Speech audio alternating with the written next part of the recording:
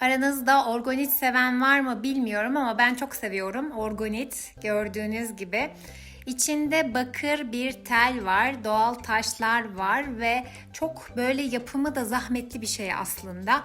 Bir ara elimde daha çok vardı.